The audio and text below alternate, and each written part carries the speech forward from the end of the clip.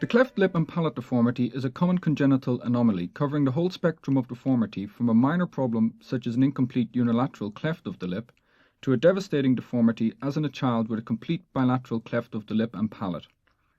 Although clefts of the lip and palate are operated on in infancy, there can be long-term problems in terms of facial appearance, hearing defects, speech abnormalities, and facial bone growth.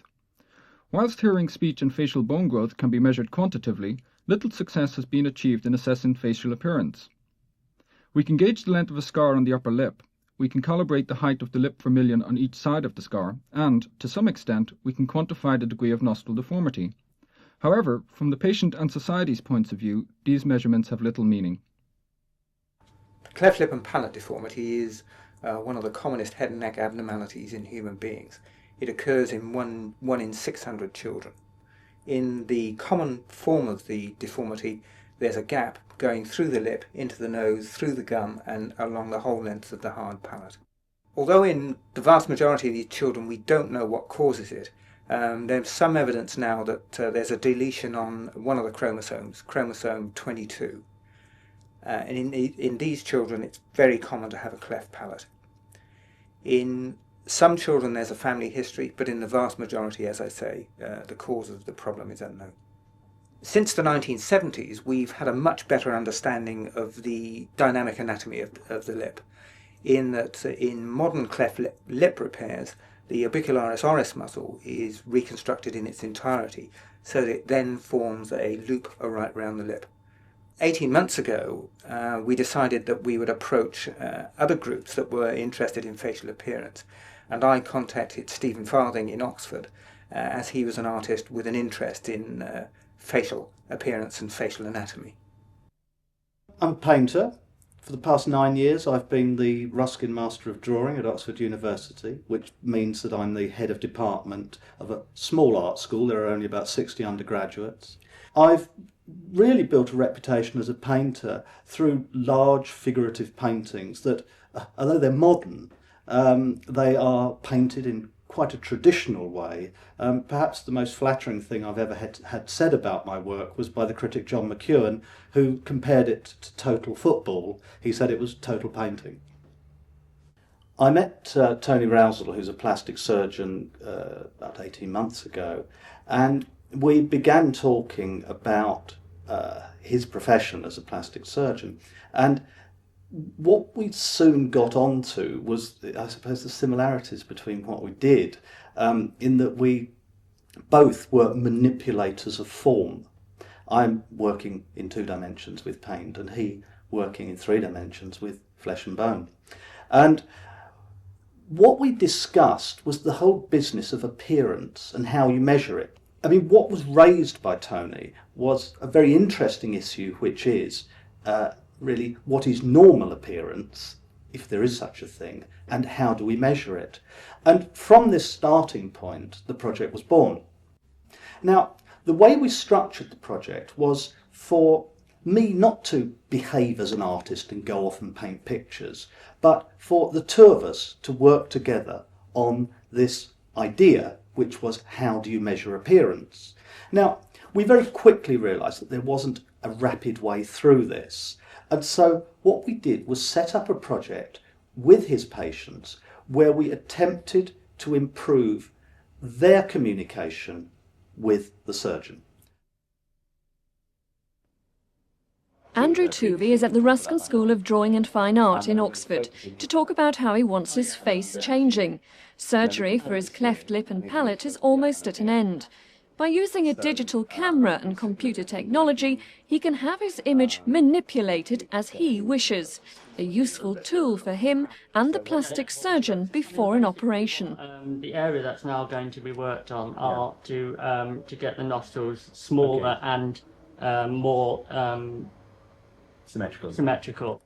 An image of the left-hand nostril is taken over to the right side of the face and flipped over to create the desired effect. Andrew's taking part in a pilot project between the Ruskin School and Guy's Hospital in London. Before we looked at this system, the patient had to verbalise what they wanted in terms of changing their facial appearance. I then had to try and interpret what they were saying And so between us, we usually came up with a compromise. Whereas now, with the patients manipulating their own image, it's a very precise picture. Andrew's a successful composer, but thinks his appearance is still very important. I have to live with my face, don't I? Everyone sees me, and even if people don't notice particularly that things are different about me, long-term friends and things, it's just important for me to know that I've made the choices. This proves there's more to art school than oil painting. Academic staff and students here welcomed the chance to use their portraiture skills. It allows us to progress portrait painting. In fact, we end up with people painting their own portraits in this project. This technology really is shaping the future for patients needing plastic surgery. The outcomes divide really quite clearly into two types. There are those which impact upon the patient, and then there are those which I think impact upon the artistic and scientific community. Now, if I took the patient first, I think it's quite a straightforward outcome, which is that we ended up with some very satisfied patients. They came to the art school, they worked on images of themselves on a computer, they printed them out, they took them back to their surgeon, and these pictures opened up a new dialogue with the surgeon. Now, with the artistic outcomes, which I suppose cannot be separated from the scientific outcomes, I think it's more complex. In a way, I think it's a project that is part of my continuing education. It's not part of my performance. And I think it's very easy to view a collaboration between an artist and a scientist as having to have some sort of tangible artistic outcome at the end. I mean, maybe there is a tangible outcome, but it's in the form of educating me further. And so what I am at the end of it is better informed about how images of the head can be constructed, both in words and paint.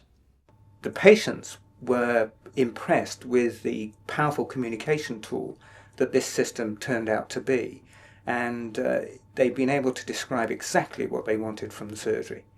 And with a visual, with a hard copy of what the patient wanted, I've been able to produce a result much more to their liking than I would have done in the past. The second gain from this project has been the amount of data that we've been able to store in terms of anatomy, both still and moving, using digital video. The Cleft Surgery and Facial Appearance project was one of the 6 initial projects that we funded through our sci-art initiative. Sci-art is, in essence, a very simple idea. It's a funding project in which we were encouraging one or more scientists to join forces with one or more artists and focus on producing a product that had some impact on the general public. In essence, it was an experiment, and luckily one that we think has worked to date, of bringing people from completely different worlds together, marrying them over a concrete idea, a concrete project, and anticipating that the respect and interest that they had for each other's ways of working would produce something new, something that they couldn't have done if they'd not joined forces and if they'd not worked together. The Cleft Surgery and Facial Appearance project, I think, appealed to us particularly because of the clear circularity and the folding back on itself that was evident within this project. A number of us within the sci-art committee, the selection committee, had some qualms about whether or not this was a one-way street we were exploring, whether or not we really were allowing science to add something to art without necessarily going back on itself. I think the Cleft Surgery and Facial Appearance project really did convince us that there was a circularity at stake and that each of the partners had as much to gain from the other.